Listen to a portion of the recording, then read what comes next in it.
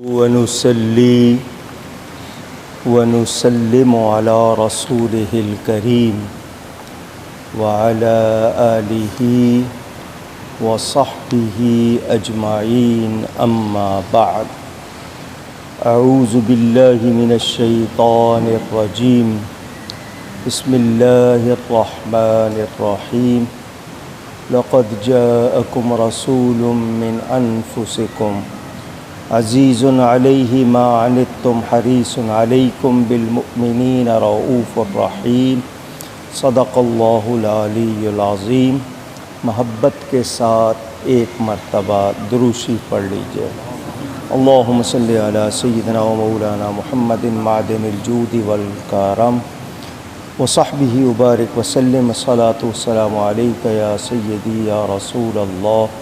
الصلاۃ والسلام علیک یا حبیب اللہ. الصلاۃ والسلام علیک یا رحمۃ للعالمین وعلی آلک واصحابک یا شفیع المذنبین. 11ویں پارے کے نصف تک تلاوت ہوا. 7ویں تراویح آپ نے سنی اور پڑھی. کچھ باتیں آپ کی خدمت میں عرض کروں گا. ہم اہل سنت و جماعت کا یہ عقیدہ ہے اللہ تعالیٰ کی ذات میں اس کی صفات خوبیوں کو کہتے ہیں، اس کے اسماء ناموں میں، اس کے افعال کاموں میں کوئی اس کا شریک نہیں ہے. کچھ لفظ مخلوق پر بولے جاتے ہیں لیکن اس کا یہ مطلب نہیں کہ ان لفظوں کے بولنے سے اس میں اور اللہ میں کوئی شراکت یا شرکت ہو گئی. مثلا اللہ رحیم ہے، بندے بھی رحیم، مہربانی کرتے ہیں. تو اللہ کا رحیم ہونا اور بندے کا رحیم ہونا ایک جیسا ہو سکتا نہیں. لفظ تو بول دیا. سمیع سننے والا اللہ بھی ہے، بندہ بھی ہے. لفظ ایک ہے، حقیقت ایک نہیں. اللہ تعالی عالم ہے. اللہ تعالی عالم کہتے ہیں جاننے والے کو. وہ ہر شے کا جاننے والا ہے. آپ بندوں کو بھی عالم کہتے ہیں، جی یہ بہت بڑے عالم ہیں. یہ عالم کی جمع علماء ہو گئی. مبالغے کا صیغہ کہیں کہ بہت زیادہ جاننے والا تو علامہ کہہ دیا. تو اللہ جیسا کوئی جان سکتا ہے؟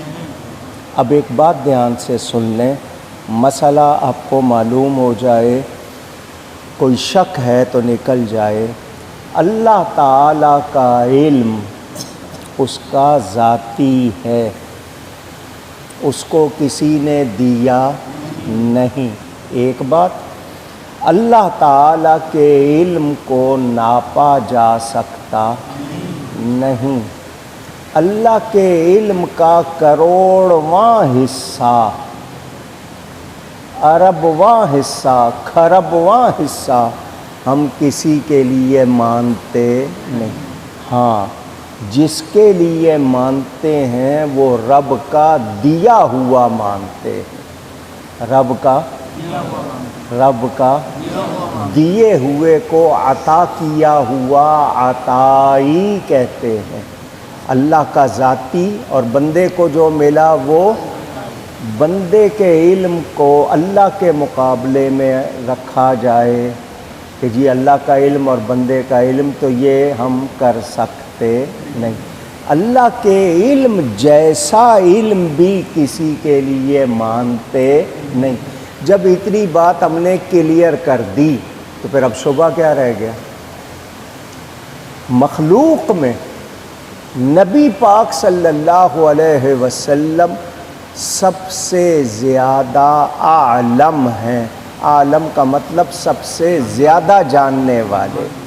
یعنی نبی پاک جیسا عالم مخلوق میں اونچی، اب یہ اللہ کے علم سے مقابلہ نہیں ہے، اس سے کوئی ہمارا سلسلہ نہیں ہے، رب کا دیا ہوا، اور رب خود فرماتا ہے وَعَلَّمَكَ مَا لَمْ تَكُنْ تَعْلَمْ، اے میرے حبیب جو کچھ آپ نہیں جانتے تھے ہم نے آپ کو سکھا دیا۔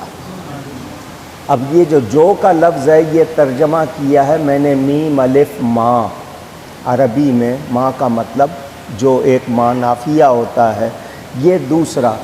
اب اس ماں کی دو قسمیں ہیں میم الف ماں، ایک ہے لا متناہی جس کا کوئی اینڈ نہ ہو، جس کی کوئی آخر نہ ہو، دوسرا ہوتا ہے عام جس کو انگلش والے کامن کہتے ہیں۔ تو میں نے یہ کامن والا ترجمہ کیا ہے کہ جو کچھ آپ نہیں جانتے تھے وہ رب نے آپ کو سکھا دیا۔ سکھانے والا رب، سیکھنے والا نبی، تو بتاؤ کمی ہوگی کہیں سے اونچی؟ تو وہ لوگ جو ہم کو یہ کہتے ہیں کہ تم نبی پاک کے لیے علم غیب مانتے ہو، تو ہم نبی کے لیے جو علم غیب مانتے ہیں وہ رب کا سکھایا ہوا مانتے ہیں، نبی خود سے جانتے نہیں۔ اب اللہ فرما رہا ہے جو کچھ، تو اب اس میں سے بچا کیا ہے پہلے مجھے یہ بتائے کوئی، اس میں سے نکالے کیا نکالے گا؟ تو جب اللہ سکھا رہا ہے تو اللہ کا سکھایا ہوا، اللہ کا بتایا ہوا مانتے ہیں، اور مخلوق میں میرے نبی کے علم کے برابر کوئی اور نہیں۔ کیا اس کے بعد کوئی شبہ رہ گیا؟ اب آتی ہے بات علم غیب کی، وہ میں انشاءاللہ آگے کروں گا۔ ہم اچھی طرح جانتے ہیں کہ اللہ تعالیٰ کے لیے کوئی عیب، نقص، خرابی سوچی بھی نہیں جا سکتی، کیونکہ وہ ہر قسم کے عیب سے، نقص سے، خرابی سے پاک ہے۔ کیسا پاک ہے؟ وہ ایسا پاک ہے کہ اس جیسا کوئی اور پاک نہیں۔ اب پہلے ایک آیت سن چکے ہیں آپ مکر کے حوالے سے، اب دوسری آیت سنیں خدا کے حوالے سے۔ ان المنافقین یخادعون اللہ وہو خادعہم، منافقوں نے اللہ کو دھوکہ دینا چاہا۔ خدا دھوکے کو کہتے ہیں عام طور پر، وہو خادعہم۔ اب یہاں پر کوئی یہ کہے کہ اللہ بھی دھوکہ دیتا ہے معاذ اللہ، تو کیا ایمان رہے گا اونچی؟ اب اس کے معنی یہ ہے کہ منافقوں نے چاہا اللہ کو دھوکہ دیں، اللہ نے ان کا دھوکہ ان پہ پلٹا دیا۔ لیکن اللہ کے لیے دھوکے باز کا لفظ اگر کوئی کہے گا یا لکھے گا تو اس کا ایمان نہیں رہے گا۔ لفظ ایک ہوتا ہے، اور جب نسبت کسی کی طرف ہو تو اس کا خیال رکھنا ضروری ہوتا ہے۔ مثال دے کر میں آپ کو سمجھا چکا۔ تو وہ لوگ جو مذبذب ہیں، یہ عربی کا لفظ ہے مذبذب، ڈاواں ڈول، کچھ لوگ کہتے ہیں ڈگما ڈول، نہ ادھر کے نہ ادھر کے، لا الہ ہاؤلا ولا الہ ہاؤلا۔ تو یہ جو اس طرح کے لوگ ہیں ان کے پاس ایمان نہیں ہے، یہ ذہن میں رکھے۔ اب پھر ایک مرتبہ آیت آئی ہے تو میں ایک مرتبہ پھر ذکر کروں گا۔ ہمیں کہا گیا کہ کافروں کو دوست نہ بناؤ، بار بار کہا گیا، اور صاف کہہ دیا کہ یہ تمہارے دوست نہیں ہیں۔ تو جب اللہ نے فرما دیا یہ ہمارے دوست نہیں ہیں تو ہم ان سے لاکھ کوشش کر لیں دوستی ہو سکتی نہیں۔ دنیا داری ظاہر رسمی باتیں وہ اور ہیں، مگر یہ سمجھ لیں نہیں جی یہ تو میرا بہترین دوست ہے، ایسا ہو سکتا نہیں، کیونکہ اللہ نے فرما دیا وہ تمہارے دوست نہیں۔ چھٹے پارے کی پہلی آیت، یہ میرے نوجوان دوست، میں پہلے بھی اشارہ کر چکا ہوں، اب پھر پڑھ رہا ہوں۔ لا يحب اللہ الجہر بالسوء من القول الا من ظلم، اللہ کو ہرگز پسند نہیں ہے برائی کی بات، برائی کی بات، کوئی جملہ، کوئی واقعہ، کوئی گناہ کی بات اللہ کو پسند نہیں ہے سوائے اس کے کہ ظلم والی بات۔ اب اس کو میں سمجھا دوں، اب دعا کر رہے ہیں یا اللہ میرے گناہ معاف فرما، یہی کہتے ہیں نا، مگر گناہ کا ذکر کریں کہ یا اللہ وہ گناہ جو مجھ سے فلاں جگہ ہو گیا اللہ کو پسند نہیں، کہ آپ گناہ کا ذکر کریں، مجھ سے فلانی جگہ یوں ہو گیا، یا میں نے پی لی، یا میں نے گناہ، اس گناہ کو دہرانا یہ اللہ کو پسند نہیں۔ تو یہ جو آپس میں آپ لوگ گناہ کی باتیں کرتے ہیں، میں جوا کھیلنے گیا، میں نے یوں پانسا پلٹا، یا میں فلانی جگہ گیا وہاں میں 2 بوتلیں پی، یہ آپ آپس میں بھی کرتے ہیں، یہ اچھی باتیں اونچی، گناہ کی بات کرنی نہیں چاہیے، گناہ کی بات کرنی نہیں چاہیے، پھر کہہ رہا ہوں گناہ کی بات نہیں کرنی چاہیے۔ ہمارے ہاں دوستوں میں ہوتا ہے یار تجھ سے کیا پردہ، میں تجھے سناؤں ساری رات کیا ہوا، خبردار گناہ کی بات۔ اچھا یہاں تو رہی نا ایک طرف کعبے کے دروازے سے لپٹے ہوتے ہیں کیونکہ وہ دعا کی قبولیت کی جگہ، وہاں اپنے گناہ سنا رہے ہوتے ہیں اللہ کو، کیونکہ آپ دوسرا آدمی ساتھ کھڑا ہے، آواز آ رہی ہے، اب وہ گناہ بیان کر رہا ہے تو کیا کر رہا ہے؟ صرف یہ کہہ کہ یا اللہ مجھ سے جو بھی نافرمانی ہو گئی، گناہ ہو گئے، معاف فرما دے، گناہ کا ذکر اونچی نہیں کرنا۔ اس کو یہ میں نے آپ کو سمجھانے کے بعد تاکید کی ہے کہ ہم لوگوں کی عادت ہے تو یہ ہمیں پسند نہیں ہے۔ وہ لوگ جو حضرت عیسیٰ علیہ السلام کو ماننے کا دعویٰ کرتے ہیں اور عیسائی کہلاتے ہیں، نصرانی، کرسچین، نصارہ، اہل کتاب کہلاتے ہیں، وہ حضرت عیسیٰ علیہ السلام کو اللہ کا بیٹا کہتے ہیں، حضرت مریم کو وہ اللہ کی بیوی سمجھ رہے ہیں اور حضرت عیسیٰ کو اللہ کا بیٹا کہہ رہے ہیں۔ تو ہم اچھی طرح جانتے ہیں ہمارا رب کسی کی اولاد نہیں، اس کی کوئی اولاد نہیں، وہ جسم سے، جسمانیات سے پاک ہے، اس کا کوئی رشتہ ناتا نہیں ہے۔ حضرت عیسیٰ علیہ السلام اللہ کی قدرت سے بغیر باپ کے پیدا ہوئے، اللہ کی قدرت سے۔ حضرت آدم بغیر ماں باپ کے پیدا ہوئے یا نہیں؟ پوچھ رہا ہوں۔ تو اللہ کو سبب کی ضرورت نہیں، وہ بغیر سبب کے بھی کر سکتا ہے۔ کتنے ماں باپ ہیں؟ اولاد نہیں ہے، سبب موجود ہے، اولاد نہیں۔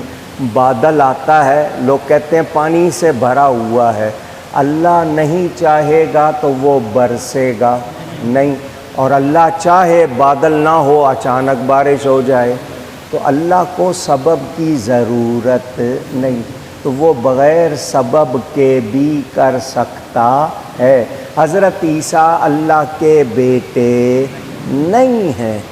یہ عزیر علیہ السلام کو یہودی اللہ کا بیٹا کہتے ہیں، عیسیٰ علیہ السلام کو عیسائی اللہ کا بیٹا کہتے ہیں، اللہ کی کوئی اولاد نہیں۔ اور مشرکین کا کہنا ہے کہ فرشتے جو ہیں وہ اللہ کی بیٹیاں ہیں، تو یہ عقیدہ رکھنے والے سارے غلط ہیں، ایسا عقیدہ رکھنا مسلمان کا کام نہیں، یہ مشرکانہ عقیدے ہیں، اللہ ہمیں ان سے پاک رکھے۔ حضرت عیسیٰ علیہ السلام نہا کر نکلے تھے، غسل کر کے، جس کو آپ واش روم کہتے ہیں، اس سے نکلے۔ 2 چادریں انہوں نے پہنی ہوئی تھیں جس طرح آپ احرام میں پہنتے ہیں، ایک باندھی ہوئی تھی اور ایک اوڑھی ہوئی تھی، ان کی زلفوں سے پانی کے قطرے ٹپک رہے تھے، اسی حالت میں اللہ نے ان کو زندہ اٹھا لیا، زندہ اٹھا لیا۔ اب وہ دوسرے آسمان پر یا جہاں اللہ نے چاہا ان کو رکھا ہوا ہے، قیامت سے پہلے وہ آئیں گے، جس وقت وہ ایک مینارہ ہے اس پہ اتریں گے، اسی طرح وہ پانی کے قطرے ٹپک رہے ہوں گے، یعنی اتنا عرصہ وہ رہیں گے، ان کی صحت میں، ان کی جوانی میں کوئی فرق نہیں آئے گا۔ تو نہ ان کو پھانسی دیا گیا، نہ ان کو قتل کیا گیا، یہ صلیب کا نشان، کراس، یہ جو آپ ٹائی پہنتے ہیں یہ بھی صلیب کا نشان، آپ نے فیشن میں اس کو اپنا لیا ہے، حالانکہ وہ کیا ہے؟ صلیب کا نشان ہے، مسلمان کو پہننی نہیں چاہیے، مگر آپ کے کتنے دفتروں میں لازمی کی ہوئی ہے، شرم نہیں آتی ان کو، یہ مسلمان کہلا کے ایسا کرتے ہیں۔ آپ پڑھیں انسائکلوپیڈیا بریٹانیکا پڑھ لیں، اس میں ٹائی کی شکل بھی بنائی ہوئی اور بتایا ہوا ہے یہ کراس کا نشان۔ آپ کے پاکستان میں کراچی میں گورا قبرستان کتنے سال سے بنا ہوا ہے، اب کتنی بڑی وہاں صلیب بنا دی ہے، دنیا کی دوسری بڑی صلیب اس کو کہتے ہیں۔ مسلمانوں کے ملک میں کیوں بنائی ہے؟ 100 سال سے تو نہیں بنی ہوئی تھی، اب کیوں بنائی ہے؟ یہ سوچنے کی باتیں ہیں۔ ہم مسلمان ان کی چیزیں، آپ کو ٹوپیاں بنا کے دی جاتی ہیں، اس پہ کراس کا نشان بنا دیا جاتا ہے۔ آپ کے ہاں کتنی عمارتوں میں یہ جو ڈیزائن آرنامنٹل بناتے ہیں اس میں وہ بنا دیا جاتا ہے، اور آپ لوگ دھیان تک نہیں دیتے۔ تو حضرت عیسیٰ کے بارے میں ہم مسلمانوں کا یہ عقیدہ ہے، ان کو قتل نہیں کیا گیا، پھانسی نہیں دی گئی، یہ عیسائی کہتے ہیں۔ اب اللہ کیا فرماتا ہے؟ وَلَٰكِن شُبِّهَ لَهُمْ، ایک آدمی تھا، وہ حضرت عیسیٰ جیسی شکل تھی، ملتی جلتی، اس کو پھانسی چڑھایا، اور کہتے ہیں حضرت عیسیٰ کو، حضرت عیسیٰ زندہ ہیں، زندہ ہیں، ان کو قتل نہیں کیا گیا، پھانسی بھی نہیں دی گئی۔ اور حضرت مریم پر بہتان لگاتے ہیں، جو ان کی برائی کرتے ہیں، اللہ نے خود ان کی گواہی دی، وَأُمُّهُ صِدِّيقَةٌ، وہ ماں سچی ہے، وہ ماں سچی ہے، پاک ہے۔ حضرت مریم کی روح سے جا کے پوچھو، وہ بھی کہتی ہوں گی کملی والے تیرے قربان، تو نے میری بھی صداقت کا، میری بھی پاکیزگی کا یعنی ڈنکا بجایا۔ تو یاد رہے ہم حضرت عیسیٰ کو اللہ کی اولاد، کہ اللہ اولاد سے اونچی کہیے گا۔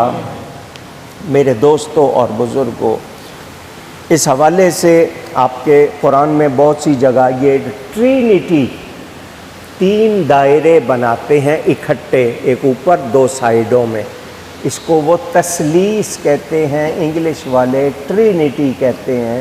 یہ بھی ان کی نشانی ہے کہ وہ اللہ، مریم عیسیٰ، یا اللہ اور جبریل عیسیٰ، کچھ اس طرح کے ان کے عقیدے ہیں، اور کہتے ہیں کہ ان میں سے ایک اللہ ہے، باقی یہ، تو ایسی بھی کوئی بات نہیں ہے۔ یہ پورا بیان میں نے آپ کو اس میں سے تھوڑا سا سنایا۔ حضور صلی اللہ علیہ وسلم کے لیے اللہ فرماتا ہے یا ایھا الناس۔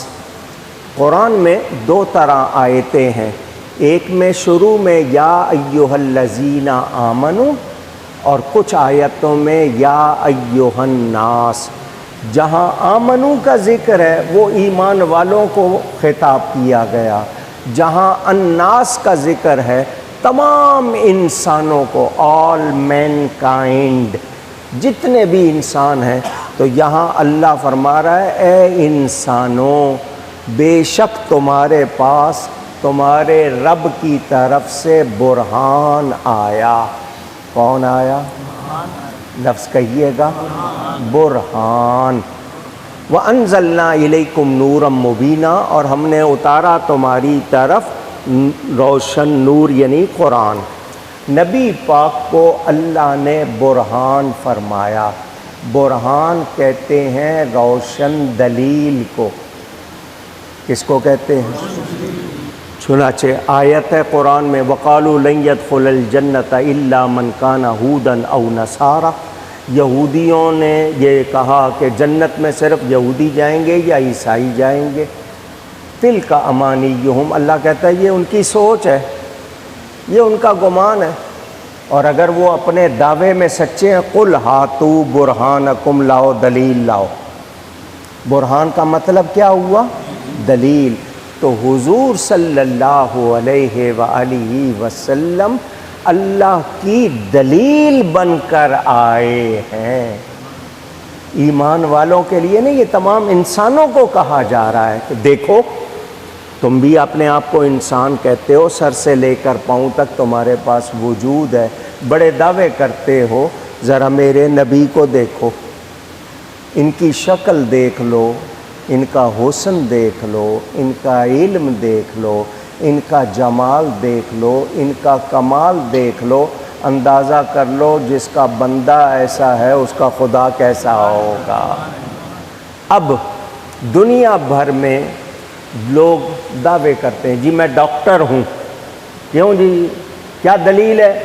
وہ اپنی دوا پیش کر دے گا یہ میں نے بنائی، کہے گا میں انجینئر ہوں، کیا دلیل ہے؟ جی میں نے مشین بنائی ہے۔ کوئی کہے جی میں ماسٹر ہوں فلاں چیز کا، کیا کیا ہے؟ جی میں نے یہ کام کیا ہے۔ تو اس کی دلیل جو ہوتی ہے وہ دعوے کو مضبوط کرنے کے لیے ہوتی ہے۔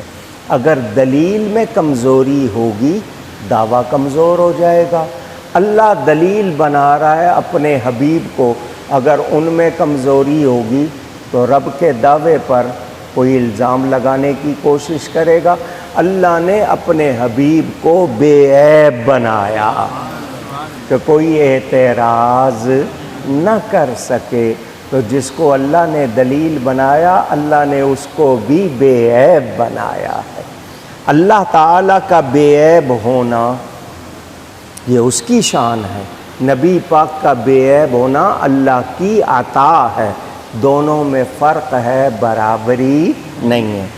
کلالہ آپ نے لفظ سنا ہوگا، جس کا کوئی نہیں ہوتا، نہ ماں ہے نہ باپ ہے، سارے چلے گئے بہن بھائی، اس کو کلالہ کہتے ہیں۔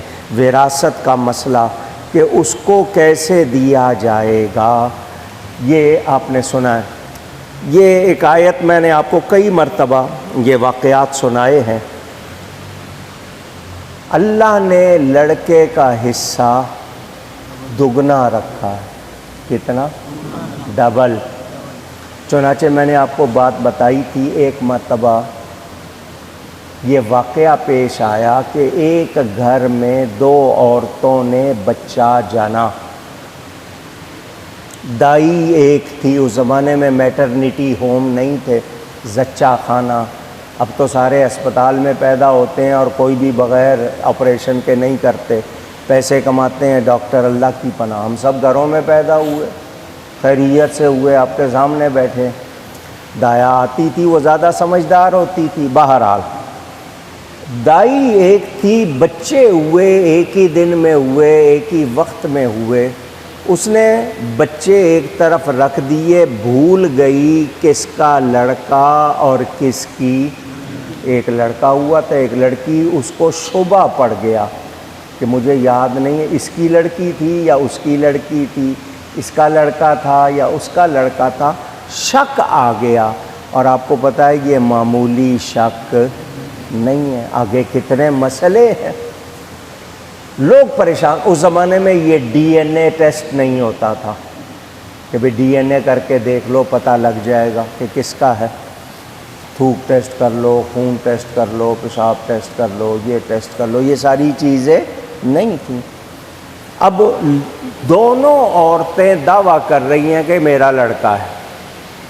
یہ بھی عجیب بات ہے کہ خود عورت ہو کر، وہ عورت ہے جس نے جنا ہے، مگر کہہ رہی ہے لڑکا میرا، لڑکی کو وہ بھی قبول نہیں کر رہی۔ تو مردوں کا شکریہ ادا کرو جو لڑکیوں کو قبول کر لیتے ہیں، تم عورت ہو کے خود لڑکی کو قبول نہیں کر رہی ہے، عجیب بات۔ اب فیصلہ کیسے ہو؟ قرآن دازی کریں، کیا کریں؟ شک رہے گا۔ کسی نے کہہ دیا کہ حضرت علی کرم اللہ تعالی وجہ الکریم کا اعلان ہے کہ مجھ سے جو سوال کرو گے میں قرآن سے جواب دوں گا۔ تو ایمان والے تھے، انہوں نے کہا ان کے پاس جاتے ہیں، وہ قرآن سے مسئلہ حل کر دیں گے، شک ختم ہو جائے گا۔ جب قرآن سے جواب مل جائے گا تو پھر کسی اور جواب کی ضرورت نہیں رہے گی۔ ایمان والے کا یہی یقین ہونا چاہیے کہ اللہ اس کے رسول سے جواب مل جائے تو پھر ادھر ادھر جانا نہیں ہے۔ ہم کہتے ہیں نہیں، ہم پڑھیں تو ایاک نعبد و ایاک نستعین پڑھ کے بات شروع کریں، اور پھر بات کریں کہ نہیں جی معیشت کمزور ہو جائے گی، تو پھر یہ آیت پڑھی کیوں ہے؟ پھر یقین اللہ پر ہے یا کسی اور پر ہے؟ رزق دینے والا کون ہے؟ تمہاری مدد کرنے والا کون؟ آیت پڑھ رہے ہیں کچھ اور آگے باتیں کر رہے ہیں کچھ، تو مغرب کا اثر ثابت ہو گیا نا، پتہ چل گیا نا کہ اندر اثر دوسرا ہے۔ تو انسان کو، مسلمان کو کس پر یقین ہوتا ہے؟ اللہ پر اور اس کے رسول پر۔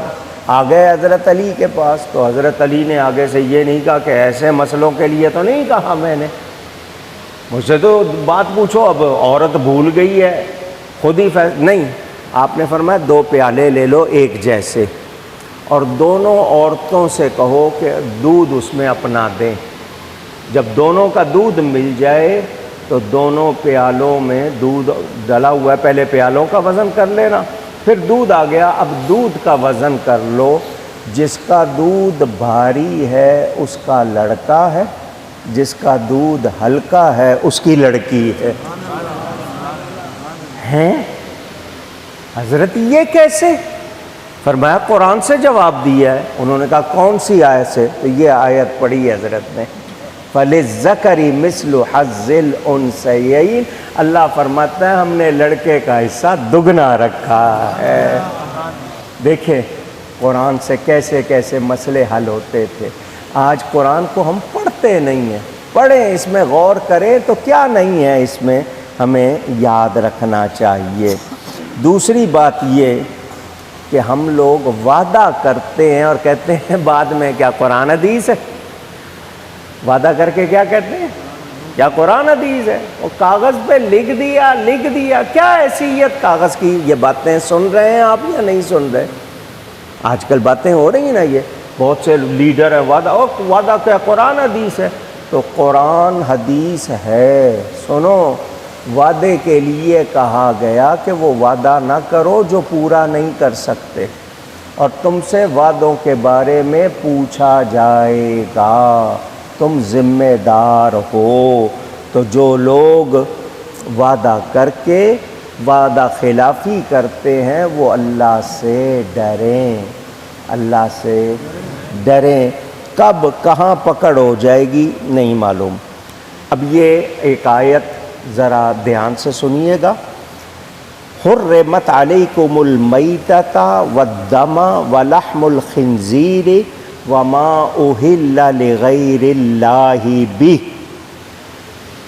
کافروں کا طریقہ تھا جب جانور ذبح کرتے تھے تو ہم کہتے ہیں بسم اللہ، اللہ اکبر، وہ کہتے تھے بسم اللات والعزیٰ، یہ بتوں کے نام، لات اور عزیٰ یہ ان کے بتوں کے نام، تو وہ کہتے بسم اللات والعزیٰ۔ قرآن نے کہہ دیا وہ جانور جس کے ذبح کرتے وقت اللہ کے سوا کسی کا نام لیا جائے وہ حرام، وہ کیا کیا حرام ہے؟ مردار، ڈیڈ میٹ، مرے ہوئے جانور کا گوشت کھانا، کیرین بھی کہتے ہیں شاید انگلش والے، وہ بھی کہتے ہیں، ڈیڈ میٹ بھی کہتے ہیں۔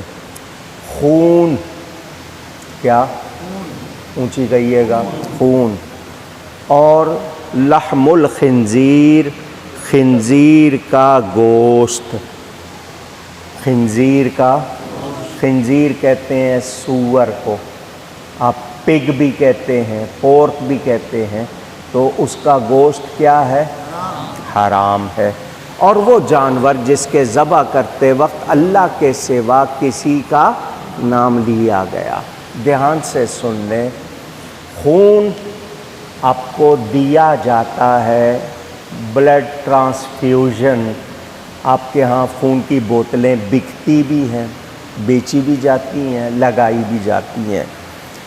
بہت سے علماء نہیں مانتے، بہت سے علماء، کچھ علماء یہ کہتے ہیں کسی کی جان بچانی ضروری ہو جائے اور اس کے بغیر نہیں بچتی ہے تو وہ ہو جائے گی لاچاری کی حالت، جس کو حالت اضطرار کہتے ہیں۔ اس میں اگر خون دینا پڑ جائے تو دیا جائے، ورنہ نہیں۔ اب تیلیسیمیا ایک مرض ہے، بچوں میں ہوتا ہے، ان کا خون نہیں بنتا، ان کو ہر تھوڑے عرصے کے بعد خون دینا پڑتا ہے ورنہ ان کی زندگی نہیں، تو وہ لاچاری کی حالت ہے، مجبوری ہے، ویسے خون نہیں دینا چاہیے۔ اب اس کے نقصان کیا ہے؟ یہ جو نشہ کرنے والے دوسرے لوگ، ان کو پیسے چاہیے ہوتے ہیں نشے کے لیے، یہ اپنا خون دے دیتے ہیں۔ اب اس خون میں بتاؤ بیماری ہے یا نہیں ہے؟ جب وہ کسی کو لگے گا تو آگے بیماریاں لگائے گا یا نہیں لگائے گا؟ تو ایک سرنج انجیکشن کی، جس سے ٹیکا لگاتے ہو، کہتے ہو کہ وہ دوسرے پہ استعمال نہیں کرنی، تو گندا خون استعمال کرو گے تو کیا نتیجہ نکلے گا؟ تو اس لیے کچھ علماء تو بالکل منع کرتے ہیں، کچھ کہتے ہیں مجبوری میں لگا لو ورنہ نہیں لگاؤ۔ اب میں یہاں آپ سے ایک بات محبت سے کرنا چاہ رہا ہوں، اگر خون میں خرابی ہوگی جس کو دیں گے نتیجہ کیا نکلے گا؟ آواز اونچی کہہ دو، خرابی ہوگی، کوئی بھلائی۔ اسلام کو پڑ گئی خون کی ضرورت، گلشن اسلام کو خون کی ضرورت پڑ گئی۔ اگر کسی کا خون پاک صاف نہ ہوتا اور وہ اسلام کو دیا جاتا تو اسلام کا پودا پھلتا پھولتا؟ اونچی، کربلا کو یاد کرو، صحابہ کرام کو یاد کرو، جہاں کہیں گئے خون کی ضرورت تو کن کا خون کام آیا؟ پاک لوگوں کا۔ اور جب اسلام بچانے کے لیے صحابہ گئے حضور کے ساتھ، پھر امام پاک بھی نکلے تو ان کا خون پاک تھا، اسی لیے شجر اسلام کا پودا پھلا پھولا۔ تو یہ بیچ میں بات آ گئی تھی تو میں نے آپ کو سنائی۔ جوا کھیلنا، کیا کہا میں نے؟ اس کا نام سٹا رکھ لو، اس کا نام گیمبلنگ رکھ لو، تاش کے پتے، پلے کارڈز، اس پہ جناب کتنے نام ہیں، اس میں مختلف گیم ہیں، اس میں آپ نے رکھا ہوا ہے کہ یہ رمی کھیل رہے ہیں، برج کھیل رہے ہیں، یہ آپ نے نام رکھ لیے۔ جس سے بھی آپ اس طرح جوا کھیلیں گے وہ حرام ہے۔ کیا ہے؟ اونچی کہہ دیجئے۔ اور شیطانی کام ہے، ان میں وقت بھی آپ ضائع کرتے ہیں، پیسے بھی۔ اب جوئے کا پیسہ، آپ کی جیب میں جو پیسہ ہے اس پر آپ کی ماں کا حق ہے، باپ کا حق ہے، بیوی کا حق ہے، بچے کا حق ہے، آپ کے رشتہ داروں کا حق ہے، اور آپ نے ہار دیا جوئے میں، کتنوں کے گناہ گار ہو گئے آپ؟ کبھی سوچا آپ نے؟ پھر آپ نے گناہ کمایا وہ بھی اپنے اوپر لیا، اتنوں کا حق مارا، جو پیسہ لگایا وہ برائی میں لگایا۔ نہیں جی، کبھی جیت بھی جاتے ہیں تو وہ جو جیتے ہیں وہ کیا حلال ہے؟ پوچھ رہا ہوں آپ سے، وہ جس کو کھلائیں گے نتیجہ کیا نکلے گا؟ تو وہ لوگ جن کی کمائی ایسی ہے ان کو توبہ کرنی چاہیے، خواہ وہ پرائز بانڈ کے پرچیاں بیچ رہے ہیں، انعامی بانڈ کی پرچیاں بیچ رہے ہیں، کوئی اور گیم کھیل رہے ہیں، اس طرح کی چیزیں جائز آواز آئے نہیں ہے، آپ کو یاد رہے۔ میرے آقا کریم صلی اللہ علیہ وسلم حجۃ الوداع، حضور صلی اللہ علیہ وسلم نے مکہ میں جب رہتے تھے حج ادا فرمائے، جب مدینہ آ گئے اور حج فرض ہو گیا تو ایک حج کیا، کیونکہ زندگی میں ایک مرتبہ حج، جو حج کی طاقت رکھتا ہے اس پر ایک مرتبہ حج فرض ہے، ایک سے زیادہ مرتبہ فرض نہیں، وہ کرے گا تو نفلی ہوگا، نفلی کا مطلب اضافی، ثواب کمائے گا مگر وہ فرض نہیں ہوگا۔ حضور صلی اللہ علیہ وسلم تشریف لے گئے تو سارے صحابہ حضور کے ساتھ ہو گئے کہ نبی کے ساتھ حج کریں گے، ایک تو حج کا طریقہ صحیح معلوم ہو جائے گا، دوسرا نبی کے ساتھ حج کریں گے تو حج اکبر ہو جائے گا، اس سے بڑا حج اور کون سا ہوگا؟ تو 1.25 لاکھ سے زیادہ صحابہ شامل تھے، کتنے؟ 1.25 لاکھ سے زیادہ۔ حضور اونٹنی پر سوار تھے، کس پر؟ اونٹنی پر۔ میرے نبی نے طواف کیا اونٹنی پر بیٹھ کر۔ حضور صلی اللہ علیہ وسلم جس جانور پر سواری کرتے تھے، جب تک آپ سوار رہتے تھے وہ بول و براز، یہ عربی کے لفظ ہے، اردو میں آپ پیشاب پخانہ کہتے ہیں، بول و براز نہیں کرتا تھا وہ جانور۔ تو نبی کی شان ہے۔ یہ جو ابن عبد الوہاب نجدی کہلاتا ہے، جس کے ماننے والے وہابی کہلاتے ہیں، اس نے کہا نبی نے اونٹ پر بیٹھ کے کیا تھا، میں بھی کروں گا۔ انہوں نے کہا وہ خاص تھے، تو نہ کر، تو یہ حرکت۔ اس نے کہا نہیں میں کروں گا۔ وہ بیٹھ گیا اونٹنی پہ، پہلے پھیرے میں اونٹنی نے کیا پیشاب، دوسرے پھیرے میں اس نے کیا 2 نمبر، پہلے پانی تھا اس پر وہ گرا، کیچڑ ہوا، وہ اونٹنی بھی پھسلی، خود بھی پھسلا اور گندگی کی، اس کے چھینٹے پڑے کعبے پر، تو نبی کی برابری کرنے چلا تھا۔ نتیجہ دیکھا آپ نے کیا نکلا؟ تو یہ حضور صلی اللہ علیہ وسلم کی خصوصیت تھی، سب کا جی چاہتا تھا حضور کو دیکھیں، اس لیے حضور نے بیٹھ کر کیا کہ سب حضور کی زیارت کر لیں گے۔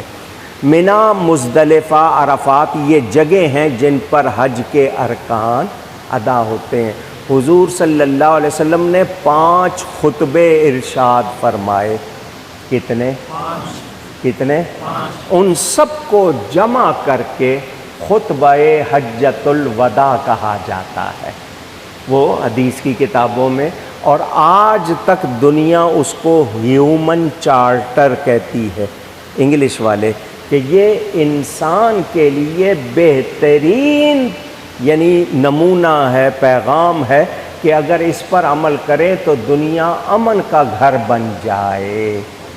اس وقت یہ آیت اتری، یہ آیت الیوم اکملت لکم دینکم واتممت علیکم نعمتی ورضیت لکم الاسلام دینا۔ دن میں نے تمہارے لیے تمہارے دین کو مکمل کر دیا، دین کو، اور تم پر اپنی نعمت کو پورا کر دیا، یعنی نبوت نبی پاک پر ختم ہو گئی، اب کوئی اور نبی نہیں آئے گا، یہ آخری نبی آ گئے۔ وَرَضِيتُ لَكُمُ الْإِسْلَامَ دِينًا، اور تمہارے لیے دین اسلام کو پسند کیا۔ کس نے پسند کیا؟ اونچی، تو ہمیں پسند ہونا چاہیے یا نہیں؟ یہ دین اللہ نے دیا ہے، اور اس کو مکمل بھی کس نے کیا ہے؟ اللہ نے کیا ہے۔ دین اسلام جیسا کوئی دین نہیں، تو ہمیں اب اس دین سے ہٹ کر کسی اور کے دین کو اختیار کرنا چاہیے؟ پوچھ رہا ہوں آپ سے، کیا کسی اور پالیسی، کسی اور کانسٹیٹیوشن، کسی اور دستور کی طرف جانا چاہیے؟ پوچھ رہا ہوں۔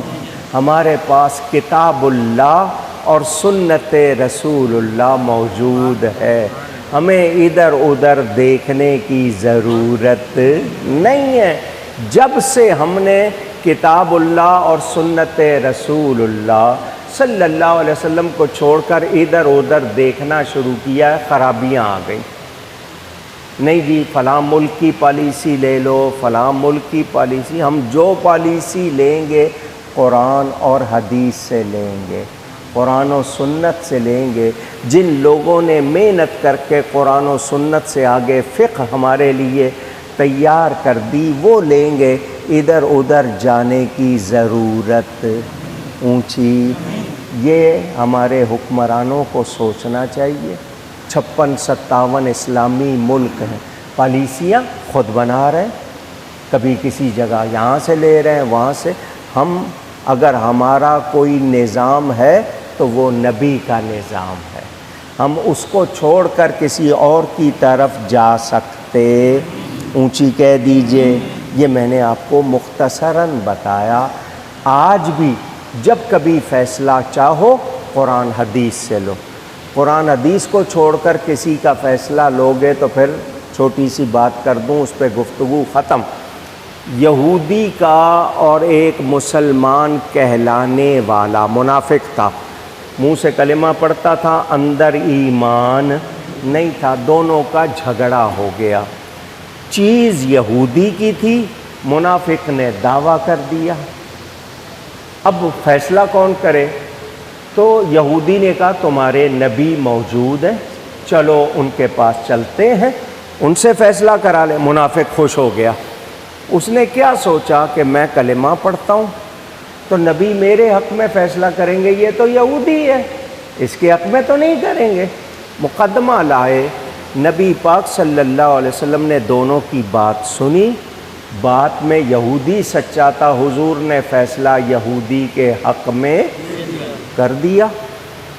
اس وقت وہ منافق کچھ نہیں بولا، باہر نکل کے کہنے لگا مجھے یہ فیصلہ منظور نہیں۔ یہودی کہنے لگا تجھے تیرے نبی کا فیصلہ منظور نہیں ہے؟ وہاں تو بولا نہیں، پھر کس کا فیصلہ؟ اس نے سوچا حضرت عمر بڑے سخت ہیں یہودیوں پر، تو ان سے فیصلہ کراتے۔ اس نے کہا حضرت عمر کا فیصلہ منظور ہوگا۔ اس نے کہا چلو چلتے ہیں۔ آ گئے حضرت عمر کے پاس، بات کی۔ حضرت عمر نے کہا اللہ کے نبی کے ہوتے ہوئے میں کون ہوتا ہوں فیصلہ کرنے والا؟ اس نے یہودی نے کہا جی ہم آپ کے نبی کے پاس گئے تھے، پھر انہوں نے فیصلہ کر دیا میرے حق میں۔ یہ وہاں تو کچھ نہیں بولا، باہر نکل کے کہنے لگا مجھے فیصلہ منظور نہیں۔ تو میں نے اس سے پوچھا کس کا فیصلہ منظور ہوگا، تو اس نے آپ کا نام لیا، اس لیے آپ کے پاس آئے ہیں۔ حضرت عمر کو جلال آ گیا۔ اس منافق سے پوچھا تجھے نبی پاک صلی اللہ علیہ وسلم کا فیصلہ منظور نہیں؟ اس نے وہ جو زبان ہوتی ہے نا جس کو آپ کیا کہتے ہیں، گھگیائی ہوئی، نہیں جی جو آپ کریں گے۔ اس نے اپنے طور پہ مکھن لگانے کی کوشش کی کہ میں ان کو کہوں گا ان کی تعریف، نہیں جی جو آپ کریں گے وہ قبول ہوگا۔ فرمایا تجھے میرا فیصلہ منظور ہوگا؟ اس نے کہا جی۔ فرمایا بیٹھ۔ اندر گئے، تلوار لے کر آئے اور اس کا سر اڑا دیا۔ فرمایا جس کو رسول اللہ کا فیصلہ منظور نہیں، اس کا فیصلہ عمر کی تلوار کرتی ہے۔ سمجھ آ رہی ہے بات؟ حالانکہ وہ کلمہ پڑھتا تھا لیکن منافق تھا، اور نبی کا فیصلہ منظور نہیں ہو تو پھر مومن رہا؟ اونچی سر قلم ہو گیا۔ حضرت عمر نے ساری امت کو سکھا دیا جس کو نبی کا فیصلہ منظور نہیں اس کا فیصلہ پھر عمر کی تلوار کرتی ہے۔ آج ہم ان چیزوں سے دور ہو گئے، نتیجے میں ہمارے معاشرے سے برکتیں چلی گئیں، آپس میں محبت نہیں، مسلمان کا دوست نہیں ہے، غیر کا ہو گیا۔ اس ملک میں مسلمان پابند ہے، دوسرے آزاد ہیں۔ تو یہ کیوں ہوا؟ اس لیے کہ ہم نے اللہ اور اس کے رسول کا فیصلہ مانا نہیں۔ اللہ ہمیں ہدایت عطا فرمائے۔ گفتگو میں کوئی غلطی ہوئی ہو، اللہ تعالیٰ اس کے رسول صلی اللہ علیہ وسلم کی بارگاہ میں توبہ کرتا ہوں۔